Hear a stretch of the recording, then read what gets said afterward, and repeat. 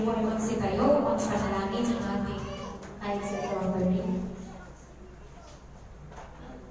Heavenly Father, Lord Jesus Christ, Holy Spirit, thank you once again, Panginoon, sa umagang ito. Lord, narito kami, Panginoon, ibinibigay ang aming tithes and offering, Panginoon, mula sa aming puso.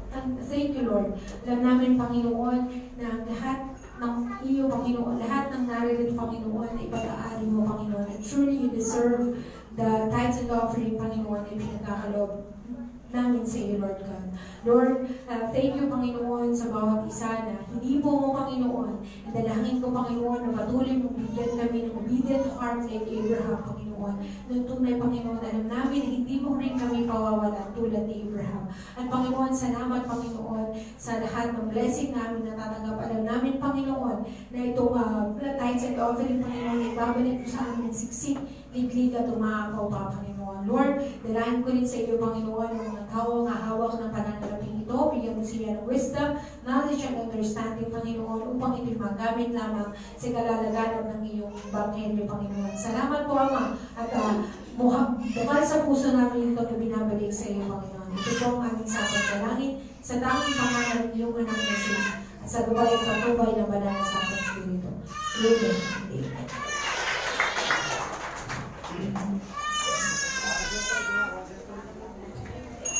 Amen. For the announcement po, yung Christmas party on December 30, lahat po ay iniimbitahan. Yung pagkain daw po is, kanya-kanya, pero yung may i-share sa bawat isa. Tapos po yung gifts for adults is 150, sa bata po ay 50 pesos po. 50 pesos. Tapos po yung Workers' Convention on April 12, 13, and 14 ay gaganapin sa Subic. May seat weight po siya 3,500 at hindi pa po kasama ang transport. Tapos po ang mga vessel for next week, Sunday, December 16, will be Pastor Grace, the presider. Opening prayer will be led by Pastor J.B. Serrano. Praise and worship will be led by music team. Pre-message exhortation ni Jacobo, Sister Samantha Baliwag. Open Heaven exhortation will be led by Sister Wendy Perez. For prayer worship service, December 11, ako po ang presider, Sister Samantha Baliwag. Opening prayer will be led by ako din po, Sister Samantha Baliwag. Praise and worship will be music team. Prayer worship exhortation ay bibigay po ng Panginoon kay Sister Pauline Baliwag.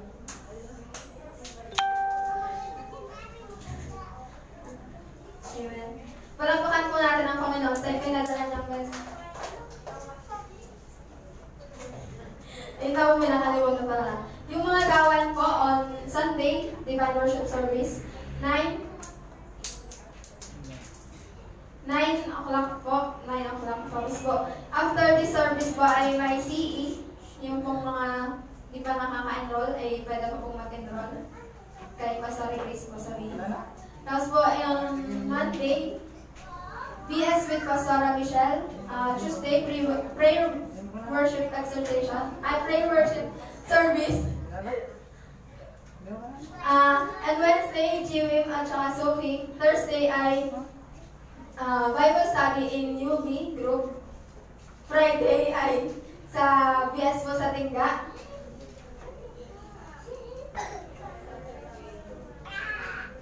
At saka po sa Saturday na po ay magkakaroon ulit ng youth fellowship sa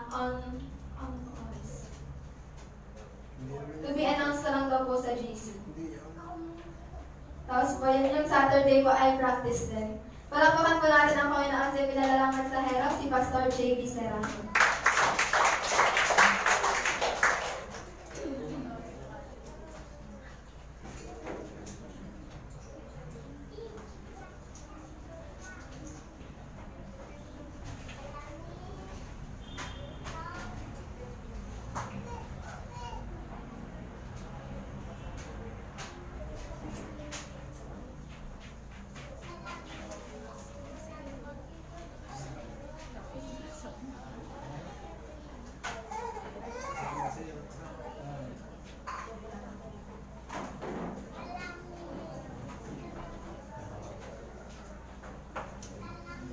So, glory to God. Praise God sa buhay nating lahat. Truly God is faithful sa ating buhay.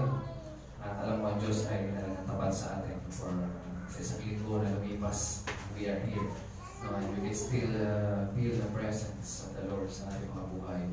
So this week, no, the mga nakaraang pang week, napakaraming binatel sa prayer. And kagabi, ako na sa bahay, until di ko nakita yung result ng prayer natin before. Nakita ko kumilos yung nag-move talaga ang Panginoon sa mga prayers. No? Some of them, exams, yung license. Some of them, yung mga battles sa bahay. Nakita ko yung pagsagot ng Panginoon sa lahat ng prayers. Healing. Ang Diyos ay talagang buhay. Totoo sa atin ang sa exhortation. And He is faithful to us. And praise be to God. So tayo natapos na sa mensahe ng Panginoon. And they took him by the right hand and lifted him up. And immediately his feet and ankle bones received strength. And he leaping up stood and walked and entered with them into the temple, walking and leaping and praising God. And all the people saw him walking and praising God. Let's bow our head and pray. Glorious Father in heaven, Lord, salamat ng maraming sa iyong mga salita. My Lord Jesus, once again, Lord, is stand before me. Holy Spirit, please guide and lead. I declare the power of the word, God, the Logos, the name of the word, right this moment, Lord, and I apply the blood of Lord Jesus Christ in every heart and every mind. All the spiritual blindness, the spiritual death, unbelief, doubt, and fear, in the mind of my Lord Jesus Christ, we crush out and rebuke you in the name of Jesus. Lord, I declare, Lord God, the power and the presence of your Holy Spirit. Lord, I submit myself as a living vessel. Use me, Lord God, and anoint me. Let your divine and fresh revelation, Lord God, at tumalo sa ikot at ikaw, Panginoon, na maluwalhati at madagila, Panginoon, sa aking buhay. I praise you, Father, and glorify you in the name of the Son of the Lord Jesus, and in the mind of presence and the power of the Holy Spirit. Amen. So, see? Tayo po. So, in this account, in the book of Acts, babasahin mo sa Tagalog. Si Pedro at si Juan na ay nagsipati sa templo ng oras ng pananalangin ng Iglesia. At isang lalaki na pilay buwang pa sa tiyan ng kanyang ina ay dinadala roon na siya ay nilalagay nila araw-araw sa pintuan ng templo na tinatawag na maganda upang manghingi ng limos sa nagsisipasok sa templo.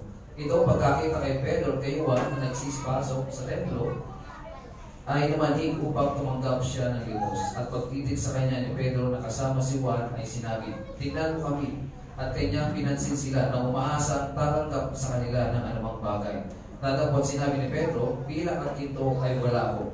Tatapot ang nasa akin ay siya kong ibinibigay sa iyo. Sa pangalan ni Yesu Kristong taga Nazaret, lumakad ka." At kanyang hinawakan siya sa kanang kamay at siya ay tinindig at pagtakay nagsilakas ang kanyang mga paa at mga bukong-bukong at paglukso, siya ay tumayo at nagpasimulang lumakad at pumasok na kasama nila sa templo na lumalakad at lumulukso at nagpupuri sa Diyos. At nakita ng buong bayan siya ay lumalakad at nagpupuri sa Diyos.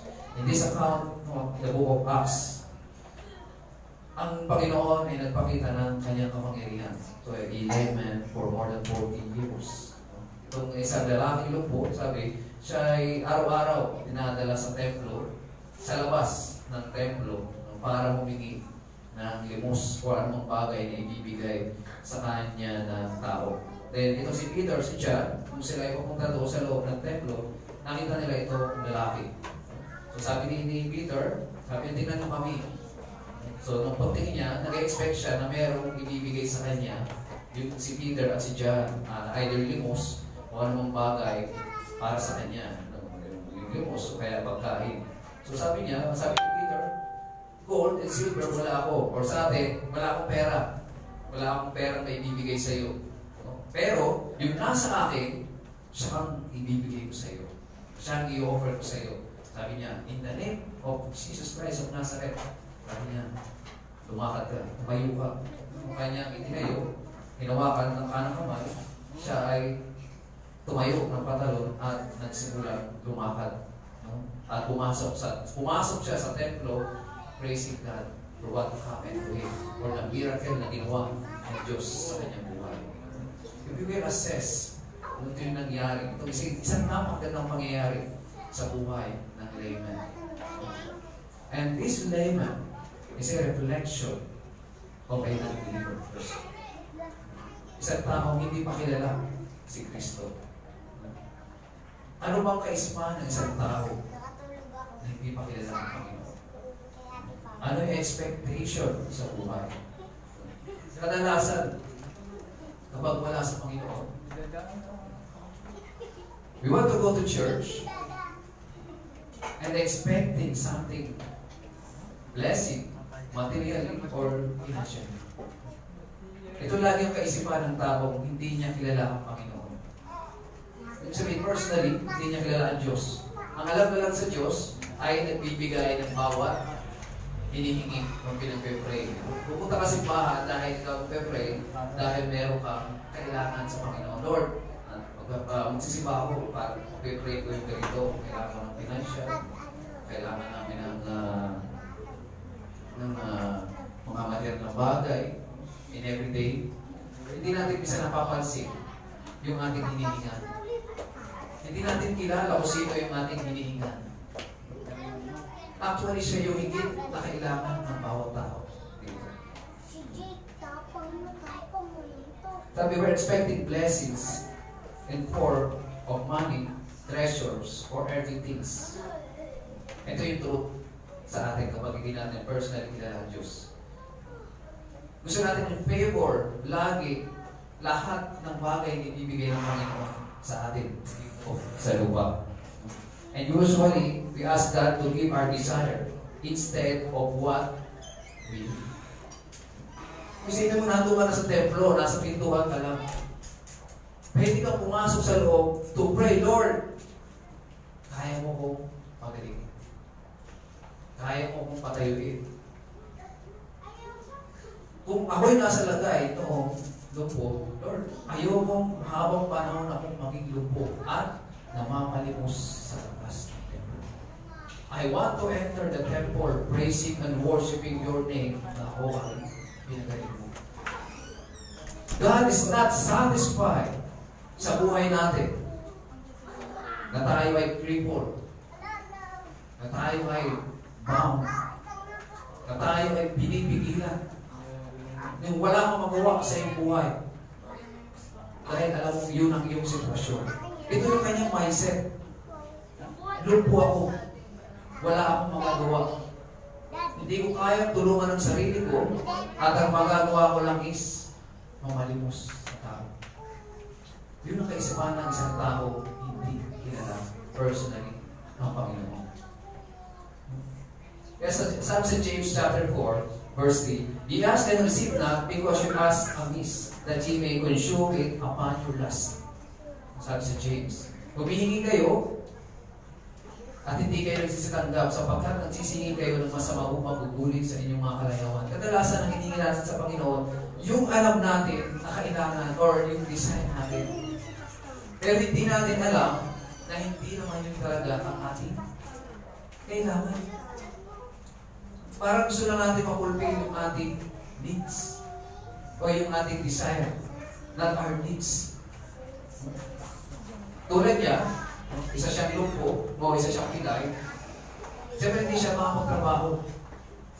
The only way na makasurvive siya is may tao tumulong sa kanya, magbigay ng pera o magbigay ng pagkain. Yung awa na lang ng tao ang inaasahan niya para masustain yung kanya pang-araw kailangan. Do you think God designed you for that? Natin ba natin gano'n yung design ng Panginoon sa bawat tao? Na mas nag-expect ka isang tao kaysa mag-expect ka sa gagawin ng Diyos sa buhay mo. You are loser kapag nanatili kang nakaupo at hindi ka makatayo sa iyong sitwasyon. At nanatili kang nakaupo at umaasa sa gagawin ng tao dahil sa gagawin ng Diyos sa buhay mo. Kanina yung exhortation, pre-message. This is the battle we are facing against Satan. Ano gusto gawin ni Satan? He wants us to keep in sicknesses. He wants us to keep na nasa addiction, kahirapan, problems, depression, and all things na alam niya hindi makakapag-move sa atin Para ano? Para magpuri sa Diyos. Imagine, for more than 40 years, hindi siya nakapasok sa templo na nagpupuri sa Diyos. Nanatili lang siya sa labas. It's like the situation na hindi ka makapasok sa presence ng Panginoon. Dahil ang isip mo, meron kang sakit. Dahil ang isip mo, hindi ka makalakad, hindi ka makatayo. You are defeated. Ang alam mo lang ay maglimos. Ipag-pray nyo na lang ako. Parang nagmamakaawa ko na lang sa tao instead sa Panginoon. But when the time na nakilala niya si Peter, dumating si Peter and John, ang lahat ay nabago. For more than 40 years, binaligtad ng Panginoon ang situation. I need you inside the temple to praise and worship my name. Not outside the temple begging for every person to give you ng bariya.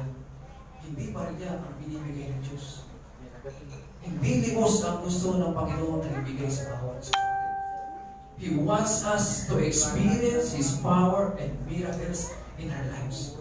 He wants us to set us free from all the bondages, from the addiction, depression, struggles, bondages, strongholds. Anong gusto ng Panginoon? Makita kang tumayo at namumuhay sa Kanya. Tumatalo, not outside, crying and begging. Tulungan niyo ako. Pray for me. No. Pag naglabas ka lamang, you will never encounter God in your life outside His presence. Because the dwelling places is inside the presence of the Lord. In John chapter 4 verse 48, sabi ng Panginoon Jesus, maliban ng mga tao ay makakita ng mga tanda, sabi niya, mga tanda at mga kababalagan, ay hindi kayo magsisipaniwala sa harap parang. This is the problem, alam niyo sa mga Israelita. Yung faith nila before, in the Old Testament, that they saw the wonders of God in their lives. Dumating ng Diyos ang Red Sea, the pillar of clouds and pillar of fire ng kanilang journey, yung mga salot sa Egypt nung sila nilabas. Lahat yun, nakalimutan nila. Noong nag-perform ang Panginoong Jesus ng miracles, humanga sila. Pero nakalimutan nila before gumagawa ng Diyos ng miracles. Sabi ng Panginoon, maliban ang makita kayo ng mga tanda, gumawa ka ng miracles, hindi kayo magsisipaniwala. In the present, some people, in that situation, kung meron tayo, kita mo ganyan, sa panahon natin ngayon, and it usually happen, makita tayo ng tao sa labas ng simbahan. May mga sakit, minsan may mga bata, may hydrocephalus, may mga pilay, minsan ang gamit nila yung mga skateboard o yung modified plywood nilagay ng tulog. See them begging. Hanggang doon lang sila sa ibibigay ng tao. Pero never, no one offered Christ for them. Not to receive blessings, but to be healed in the name of Lord Jesus. Mas madalas inaasahan ng tao yung ibibigay ng kapwa tao kaysa gagawin ng Panginoon sa buhay niya. Ganito kadalasan ang kaisipan ng tao bago niya makilala ang Panginoon Jesus. Hanggang doon lang ako sa labas ng simbahan kasi marami ang tutulong sa akin according to sa hinihingi ko, hindi sa kailangan. Baka may magbigay ng pagkain, sabi niya, di ba, no, iba, pambili ng gamot, makatulong man lang, pambili ng gamot, instead of thinking or helping them how to believe in the power of God in the name of our Lord Jesus. Ganun tayo before. Naniwala tayo sa hindi. Ganun tayo before. Ganun yung ating kaisipan. We go to church. Tapos baka meron tayo makilala ng tao na tutulong sa atin. Baka sila yung gamitin ng Panginoon. Bago isipin nyo, isipin mo muna ang Panginoon kung anong gagawin ni Lord sa buhay mo. Tayo pilay din dati. Yung ating mga kamay, mali yan. Maniniwala ka hindi. Naniniwala ba kayo o hindi? Na mali ang mga kamay natin before. Nung nag-uumpisa tayo, hindi ba natin kilala personally si Lord? Hindi mo yung may una to praise Him, to glorify Him. Hindi mo yung may palakpak para sa Panginoon. Kaya mali yan, may problema yan. Pero nung nakilala mo Panginoon Jesus, you dance, you jump, you clap your hands, because you know, He heals you. Pinagaling ka ng Panginoon. Sino pa dito may bali? Pray natin after. Ganun yung ating sitwasyon. Satisfy ba ang Panginoon na gano'n ka? Hindi. Nung ako nag-umpisa, nung pagiging born again, gano'n din ako. Ako yung nasa kaluglihan. Nung una akong best ng Mother in Church. Tinanong ko ang Panginoon, pero hindi ko siya personally kilala. By process, hindi din siya kilala. Nag-umpisa ako sa ulihan. Sila nagsasayaw ka, ako tataka pa lang. Anong nangyayari dito? Ganun pa ako. Parang ang kamay ko hindi ko maalis sa bulsa. Parang mayroong biglo sa bulsa na nag-stuck siya. Pero, when I heard the word, in the name of Lord Jesus Christ, His wonders and works, I realized that God can do miracles sa aking buhay. He can stretch my hands, and I can stretch these hands to praise and to glorify Him. Hindi pwedeng hanggang labas na ako ng church. Ang labas ng church, hindi mo mararanasan ang kapangyarihan ng Panginoon. Yung labas ng church is just the place kung saan wala kang presence ng Panginoon. Hindi ko literal kung sinasabi. God wants us to go to church to seek God's power in our life and not to expect something beneficial from Him. We are here dahil ang expectation natin ay nasa Panginoon. There's an account in the Bible in John chapter 9 verses 1 to 41. Medyo mahaba yun. Alam niyo, meron pa isa doon, nung panahon ng Panginoon Jesus, siya naman ay bulag. Bulag pagkapata. Siya ay namamalimos din. Katulad nitong lalaking Pilay. Pero nung nakilala niya ang Panginoon Jesus, tinapos ng Panginoon yung kanyang pagiging bulag ng mahabang panahon. Namamalimos din siya. Nangihingi din siya ng tulong sa kapwa-tao. But when he encountered the Lord Jesus Christ, ang ginawa ng Panginoon Jesus, lumuras sa lupa at gilawang putik at pinahid sa kanya mga mata.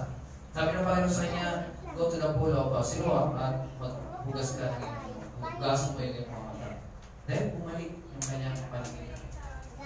Na-restore kung ano yung infirmities, kanyang mga matawa, kung ano yung karamdaman niya. Ito yung nais na mangyari ng Panginoon sa atin. After that, walang bumalik sa kanya sa Panginoon. Kapag nakilala mo ang Panginoong Jesus sa iyong buhay, tinanggap mo siya, hindi siya papayag, natagalin mo siya lang sa labas. Hindi siya papayag na nagmamakaawa ka sa ibang tao para ibigay kung ano yung isa. Kapag nakilala mo ang Panginoon, dadalhin niya sa loob to experience His power, His blessings, His favor, His strength, and the restoration in your lives. We will not end up sitting blind, deaf. He will heal us. And our lives, sabi ng ating buhay, ay gagamitin niya to glorify His name. That's the satisfaction of God sa bawat sa atin. Usually what keeps us outside God's presence is our natural situation. Yan ang isa kung bakit kadalasan na nanatili ang isang tao sa labas ng presence ng Panginoon. Ang kaisipan natin, ito lang ako. For I'm sinners, I'm weak, ako'y may sakit, ako'y mahirap. That's why, hanggang dito lang kaya ko. Isip mo lang yan. Hindi yan ang plano ng Panginoon sa iyo. Hindi ka bibiguin ng Panginoon. 40 years is enough. Nakakapagod. 40 years kang naklupo at namamalimos. Parang hindi ka ba na nagsasawa sa buhay mo na gano'n? Lord, ito na naman ang problema. Ito ang depression. Ito ang addiction. Ito ang poverty.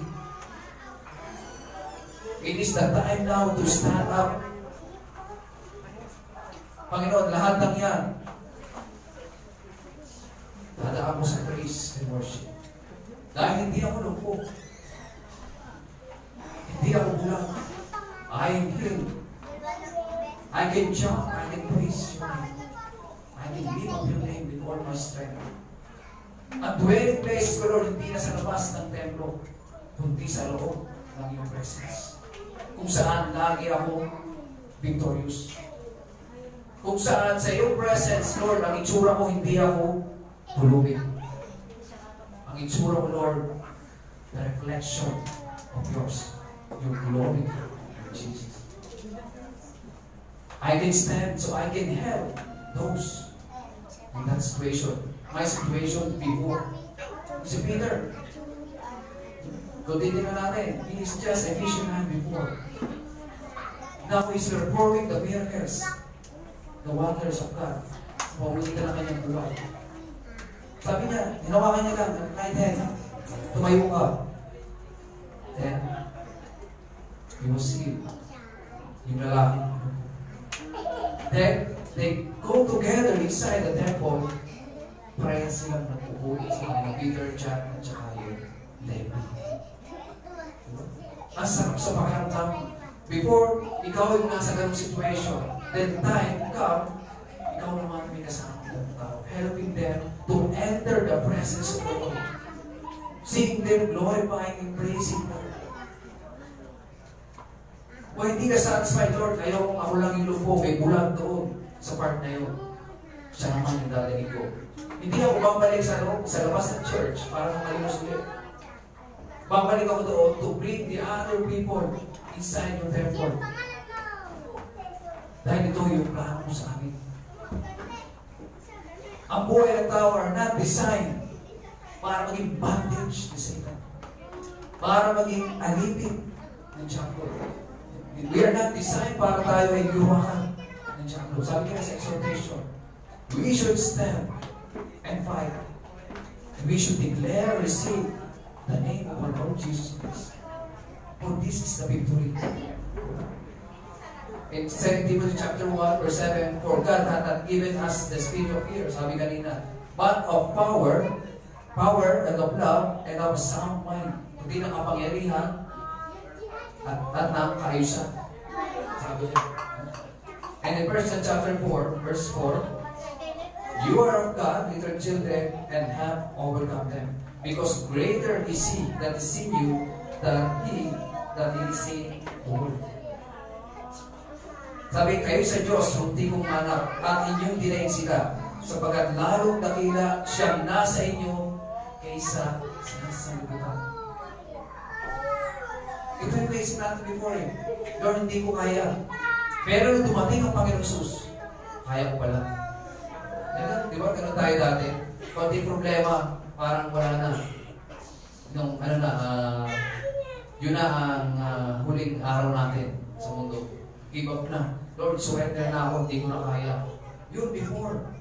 Pero ba't now, Lord, lahat ng magdadaanan ko lang ko kaya. Kasi nandiyan ka. Yung panahon ng aking pagkatalunan, tapos na. I am now inside your temple. I am now in your presence. I am victorious. Let Christ be revealed. Peter said, gold and silver have I none. The same, without Christ, we can do nothing. Nung wala pa si Kristo doon sa layman, he didn't do anything. Hindi siya patayo, sabi, dinadala siya doon araw-araw. Kung walang tulong ng iba, hindi siya makakarating sa labas.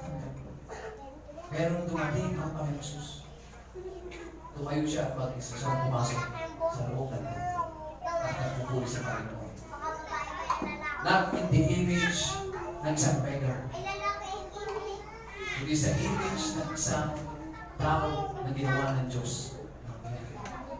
It's only Christ can transform our life from a loser to a victorious sons and daughters. Amen? Nagpapakanan natin ng Panginoon.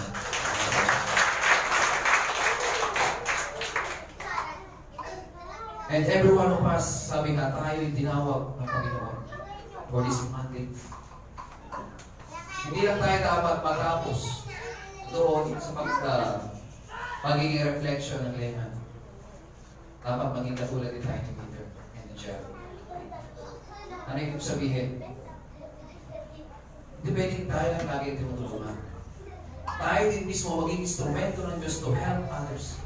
To demonstrate the power of our Lord Jesus Christ sa buhay ng mga tao. Sabi, it's not by word. It is by power. It's by the power of the Holy Spirit. And we should help them to believe in the power of the Lord. Sabi ni Peter, gold and silver wala ko. Pero yung nasa akin, siya ko, ibibigay sa iyo. Peter knows kung ano yung kailangan ng leman. Hindi niya kailangan ng pera. Hindi niya kailangan ng material na bagay. Kundi, si Kristo ang kailangan niya para ma-fulfill yung talagang kanyang panginoon. Para mabuo kung ano yung nasira sa kanyang katawan. Para ma-restore yung kanyang buhay at para maialis siya sa pagiging legal. Si Kristo ang ibinigay. Ganun din tayo. Maaaring hindi ngayon pagdating ng panahon. Don't be satisfied na kayo ay magbahagi ng inyong karanasan. Sabihin, yung inyong personal experience. But also desire to share Christ in their life. Hindi ako, kundi ang Panginoong Jesus ang gagawa niya sa iyo. Just believe in His name. And He will turn everything in your favor. God, only God can change your situation. Katulad ng naranasan ko. And let's help them to glorify the Lord. Huwag tayo huminto hanggang hindi mo nakikita sa tao na nagtutulog sa Diyos. Na maibalik ang lahat ng glory sa Panginoon. Sinamahan pa nila. Inalalayan pa nila yung layman papasok sa templo to glorify God. Tutulosin, pwede nilang iwan. Magaling ka na, okay na, umuwi ka na. Hindi yun ang ending ng buhay ng tao. Bumalik ka sa templo at magpuri at magpasalamat sa Diyos. Dahil siya ang nagpagaling sa iyo. Kasama mo kami, magpupuri sa Diyos. Dahil siya yung gumawa ng kailangan sa buhay mo at hindi kami. Si Peter, si John, even Paul, kapag nagpe-perform sila ng miracles, they make sure na maluluwalhatin ay ang Diyos na sila. Hindi sila tumitigil na kapag nakapag-perform na isina. They will preach the word kung sino ang gumawa ng hindi. Sino ang nagpagaling. Sino nag-demonstrate ng power. It is God na siya dapat mag-glorify sa buhay ng tao. So this is the message of the Lord for us. It is time to break all the bondage. It is time to walk. It is time to stand. It is time to praise and glorify the name of the Lord sa ating mga buhay. Amen? Let's all stand.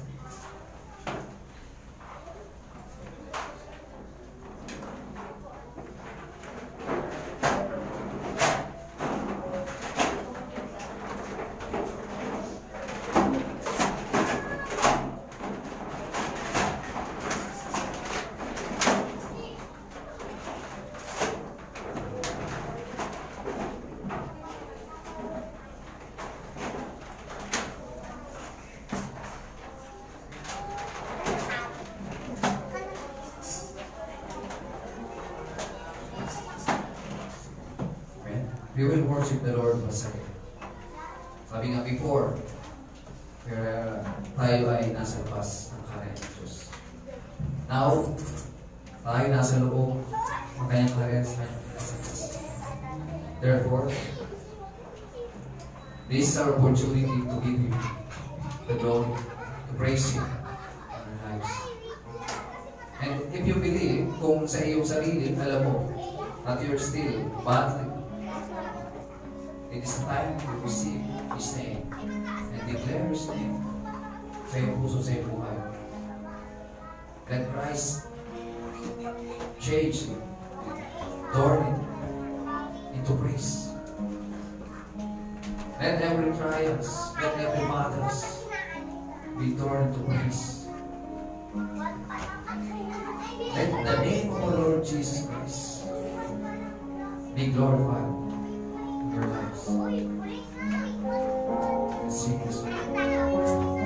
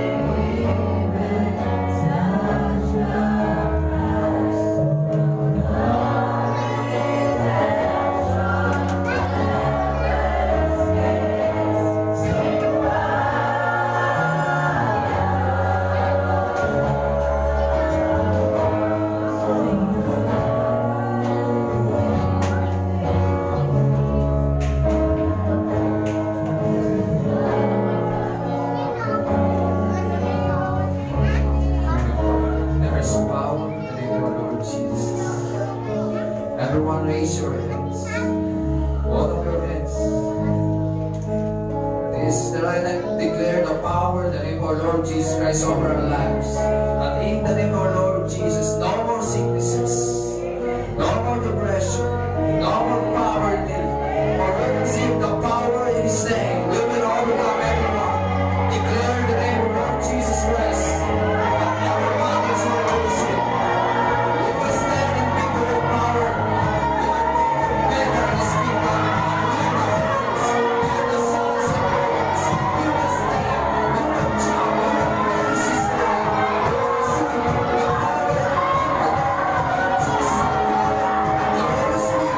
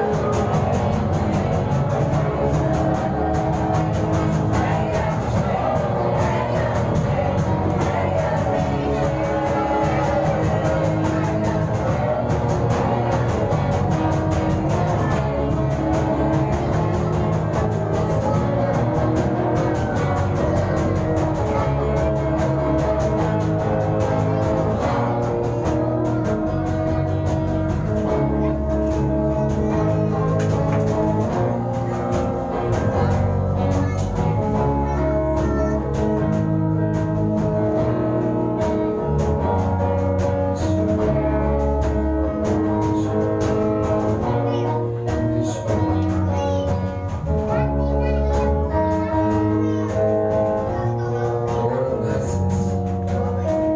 Wherefore God also hath highly exalted him and given him a name which is above every name, that at the name of Jesus every knee should bow, of things in heaven, and things in earth, and things under the earth, that every tongue should confess that Jesus Christ is Lord, to the glory of God the Father.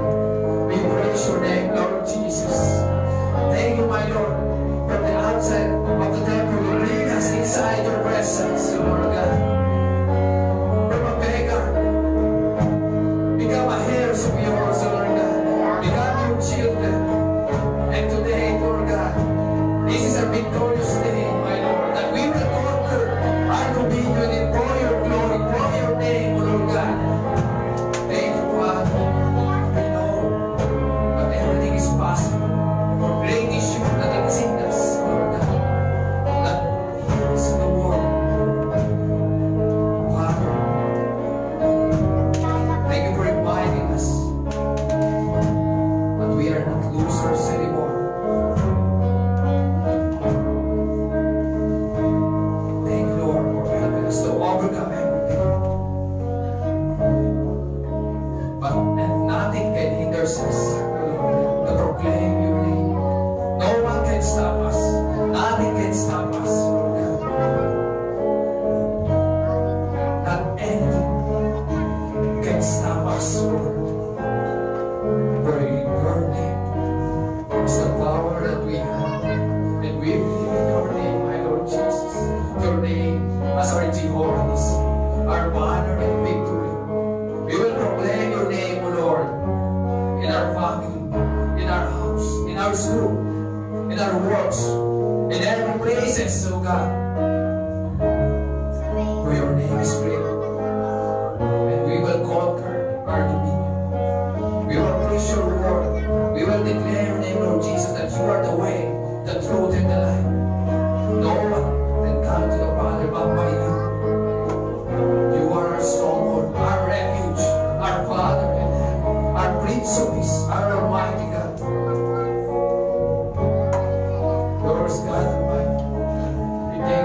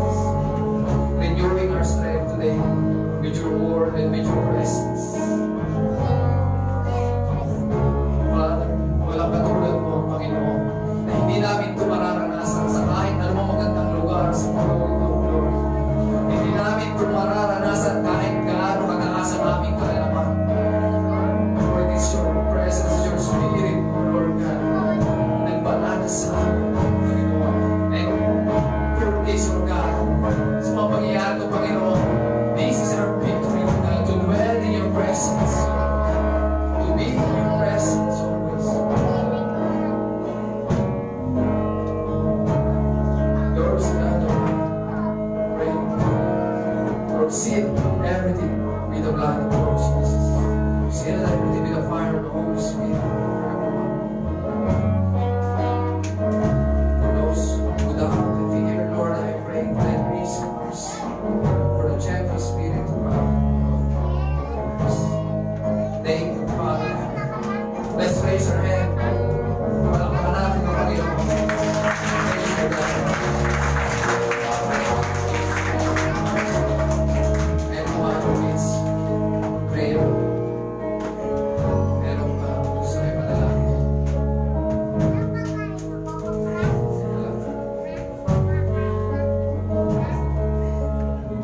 Anyone who wants a prayer? Those birthday celebrant on December 4.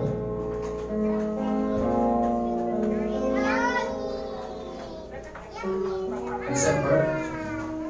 Birthday celebrant on December 7.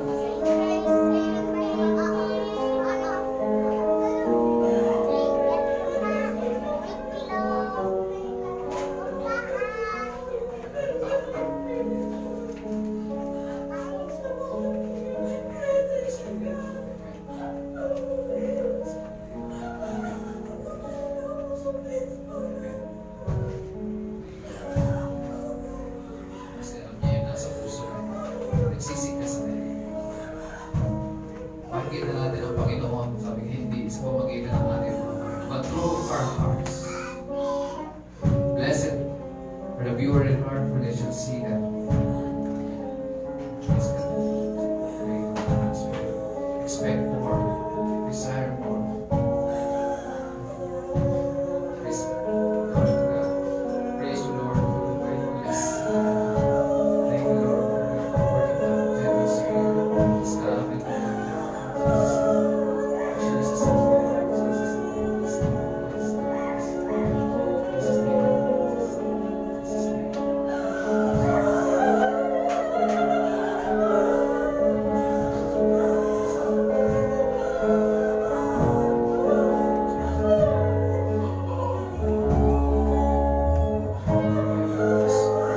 Thank you, Lord. Thank you, Jesus. Heavens open wide. Continue to dwell in our hearts. For this the day of revival and restoration. Thank you, God, for the fire of the Holy Spirit that dwelling in every heart.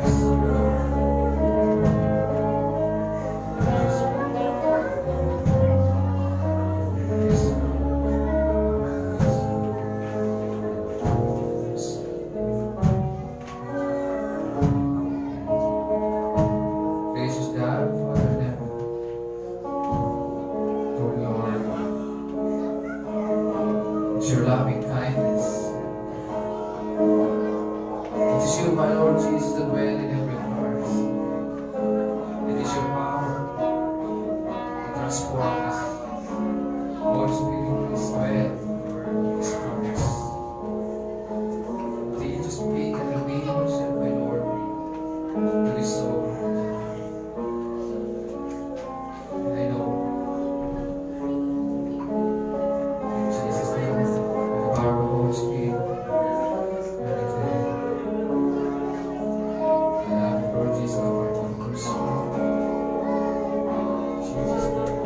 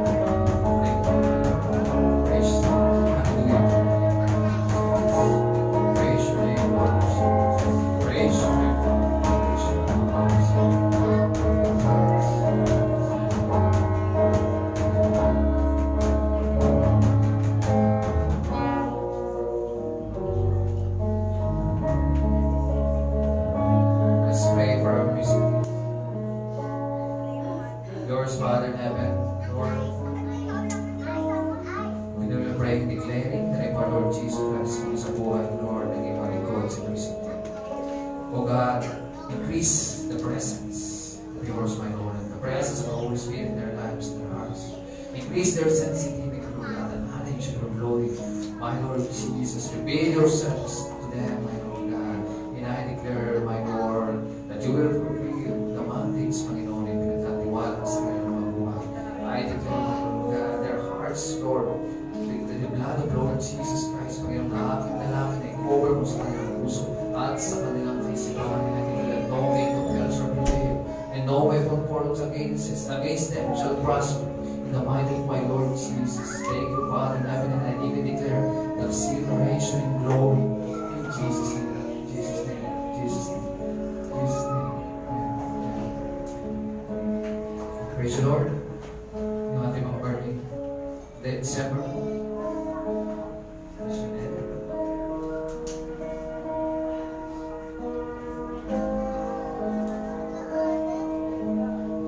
Birthday, December.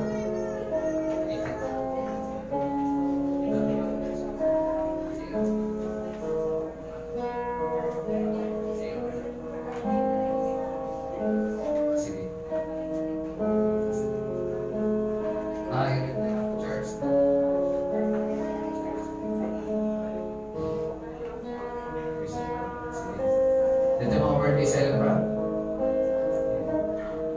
Amen. Lay hands natin sila. Let's pray for them.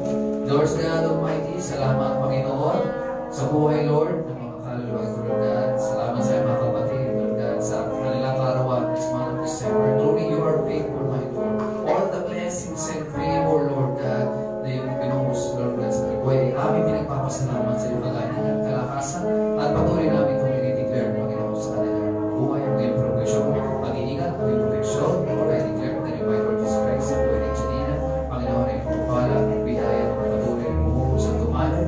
In Jesus' name, Lord, I declare the Charles Kilo, Lord, I declare, Lord, your guidance, Panginoon, sa balat, sa kanyang puso, sa kanyang kaisipan.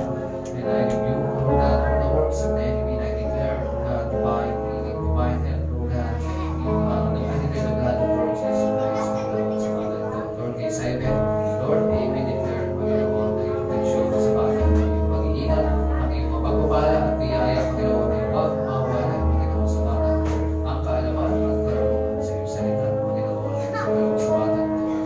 Give him a obedient heart, Lord, at sa kanyang pagiging kagalingan at kalusugan, Panginoon, ay ang tinitira mula sa kanyang Lord, sa kanyang tao.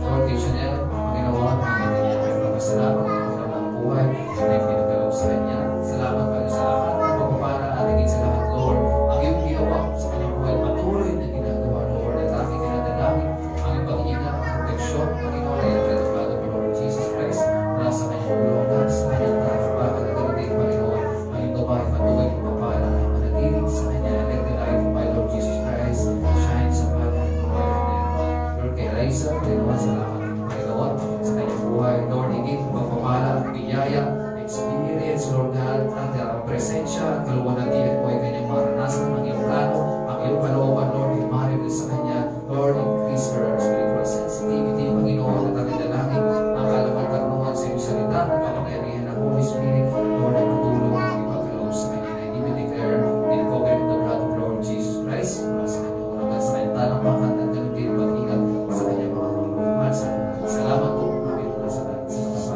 Thank you, Father in heaven, sa buhay ng mga kapatid namin, Lord, sa kanilang kaarawan this month, December. All the glory, honor, praise, and thanksgiving, ay binabalik namin sa iyo, Lord, sa pangalan ng anak ng Jesus, at sa gabay, pagtubay ng mga Santo Spirit. Amen. Amen.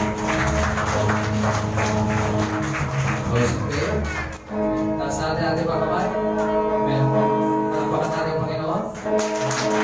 Lord God Almighty, thank you once again, Lord, for this victorious day. Truly, Father, to be in your presence, Lord, is the most satisfying day of our lives, O God. Panginoon, salamat sa iyong mga salita. Salamat, Lord, sa iyong presence, sa iyong glory. In your name, my Lord Jesus. Ngayon, Lord, alam namin na meron kaming katagumpayan, Panginoon. Lord, reveal yourself, Lord, to us, Lord God, ha? Sa aming pagpapatuloy, Panginoon, sa mundo nito. Higit, Lord, na maranasan namin ang iyong power. Higit na makita namin ang iyong glory, ang iyong presence, Lord, sa aming mga buhay. Father, kagatin, i-bless, Lord, ang pagkain at itubig namin naman sa susunod. Ito, ipagpalain, Panginoon, at ipinisin ko itong kalakasan at pagpapala sa aming mga physical na pangatawan. Lord, ingatan ang bawat isa, ang mga estudyante,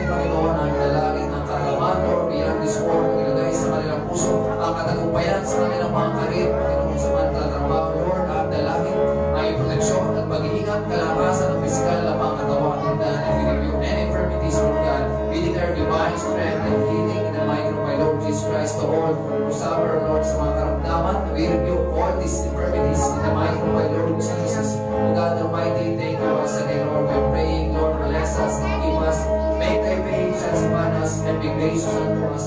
Lord, lift up thy countenance upon us, and give us peace. This we pray, in the name of the Father, and of the Son, and of the Holy Spirit.